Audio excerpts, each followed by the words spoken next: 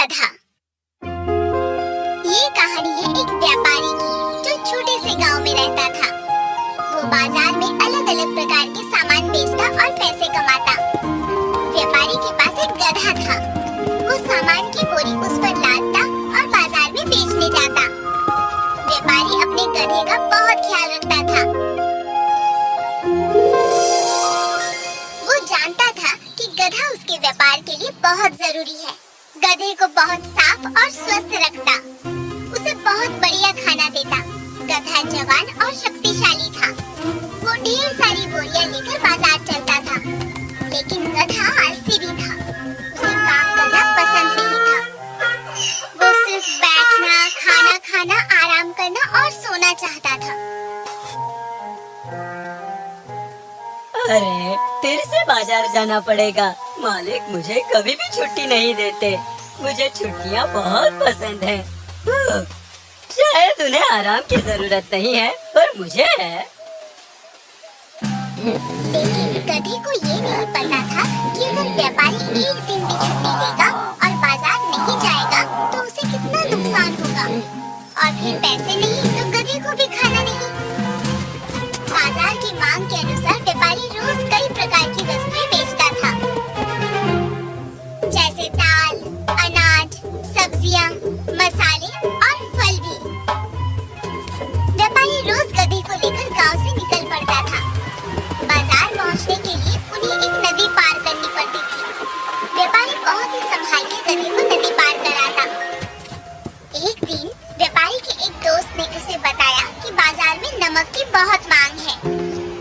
अरे वाह, मुझे बताने के लिए शुक्रिया दोस्त। अब मुझे नमक बेचना शुरू करना चाहिए। और जल्दी ही व्यापारी ने नमक की 12 बोरियां तैयार की बेचने के लिए। उसने 6 बोरियां गधे की पीठ पर लादना शुरू किया। तब उसे एहसास हुआ कि बोरियां काफी भारी थी। गधा चल भी नहीं पा रहा था। अरे रे, बेचारा गधा, उस पर ज्यादा वजन पड़ गया होगा। ठीक है, मैं एक बोरी कम करता हूँ, जिससे वजन कम हो जाएगा। गधे को कोई तकलीफ न हो, इसलिए व्यापारी ने एक बोरी उसकी पीठ से उतार दी।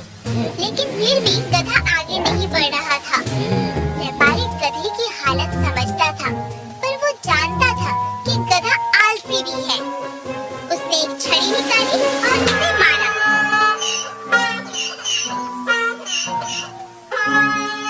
अरे अब चलो भी, इतने आलसी मत बनो। तुमने बहुत आराम कर लिया है। अब हमें बाजार जाना है।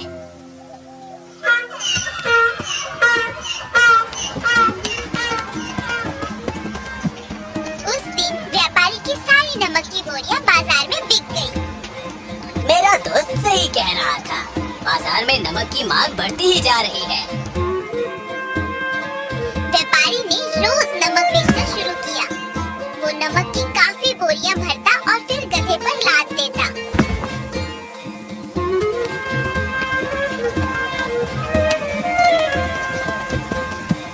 गधा कभी 5 तो कभी 6 बोरियां लेकर बाजार चलता। वैसे तो गधा कभी खुश नहीं होता, पर घर लौटने पर राहत की सांस लेता। व्यापारी के सारे नमक की बोरियां खत्म हो चुकी थी, इसलिए गधे को थोड़ा आराम मिला।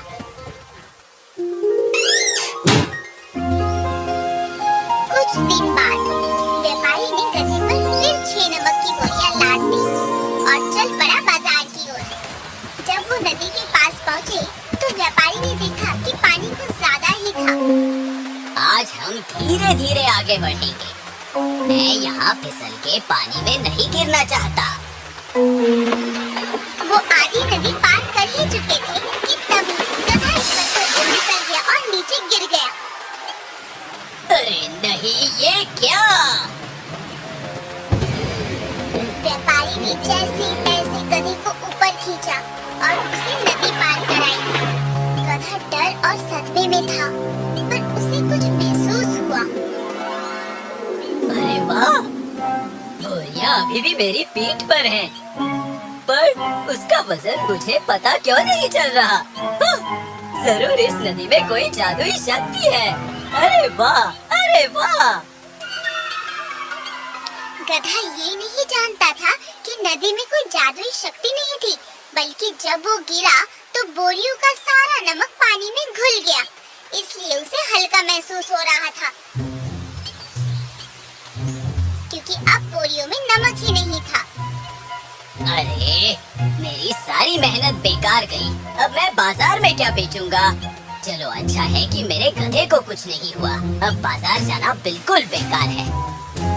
मैं अब वापस घर ही जाता हूँ। क्या? पीठ पर कोई वजन नहीं और काम से भी छुट्टी? ये तो सच में जादू है। अरे वाह! अरे वाह! अपनी अधूरी सवारी करके गधा घर लौटा। उसके पास पूरा दिन पड़ा था। उसने भरपेट खाया और सो गया। वो बहुत खुश था। अगले दिन व्यापारी ने फिर 6 बोरियां भरी और गधे पर लाद दी और बाजार की ओर चल पड़ा।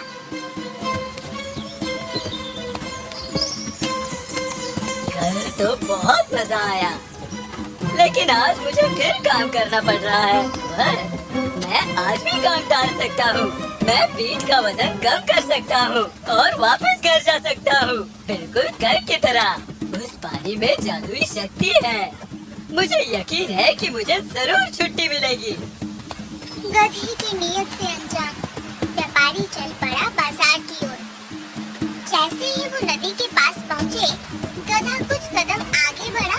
इससे पहले कि व्यापारी उसे रोक पाता, गधा उसी जगह बैठ गया जहाँ वो पहले गिरा था। ओह, ये तुम क्या कर रहे हो बेवकूफ? खड़े हो जाओ। पर बहुत देर हो चुकी थी। गधे के ऊपर रखा हुआ नमक पानी में फिर से पिघल गया। अब कोई बोझा नहीं था। गधा बहुत खुश हुआ। अरे वाह, काम हो गया। कोई वजन नहीं और कोई काम नहीं। आखिर ये हुआ कैसे? एक मिनट, कहीं ये गधा जानबूझ के पानी में तो नहीं बैठ गया? ओह, ये कितना आलसी जानवर है। मैं इसकी इतनी देखभाल करता हूँ और ये ऐसे मुझसे बर्ताव करता है। इसे घर लेकर जाता हूँ और सबक सिखाता हूँ। गधे को लगा कि उसे एक अच्छी तरकीब सूझी है काम से बचने की, लेकिन व्यापारी ने भी कुछ ठान लिया था। अगले दिन सुबह व्यापारी ने 8 बोरियां गधे की पीठ पर लाद दी। गधे ने कोई शिकायत नहीं की। अरे बाप रे, 8 बोरियां! पर मुझे वजन का पता क्यों नहीं चल रहा? पर क्या फर्क पड़ता है? मालिक चाहे जितनी बोरियां मेरे पीठ पर ला दे। मैं कहाँ बाजार जाने वाला हूँ? अरे वाह! व्यापारी चुपचाप गधे को नदी के पास ले गया। अब मेरी जादू दिखाने का समय आ गया है। नदी पार करते हुए गधा फिर फिसल गया और हमेशा की तरह उसी जगह पानी में बैठ गया। मगर इस बार व्यापारी ने गधे की बिल्कुल मदद नहीं की। जैसे ही गधे ने उठने की कोशिश की, तभी अरे बाप रे, अचानक मेरी पीठ! ये क्या हो रहा है? मेरी पीठ इतनी दर्द क्यों कर रही है? अरे बाप रे! व्यापारी बहुत ही होशियार आदमी था। वो जानता था कि गधा फिर से वही तरकीब अपनाएगा, इसलिए इस बार उसने नमक की बजाय कपास बोरिया में भरी थी। जैसे ही गधा पानी में बैठ गया, कपास ने पानी सोख लिया और भारी हो गया।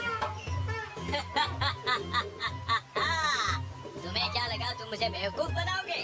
अब तुम्हें बाजार जाकर फिर घर लौटना होगा, वो भी ये 8 बोरियां लेकर। अरे नहीं, ये क्या? ये वजन तो बहुत ज्यादा है। मेरी पीठ! गधा समझ गया कि पानी में कोई जादू नहीं था। अब उसे 8 भारी कपास की बोरियां लेकर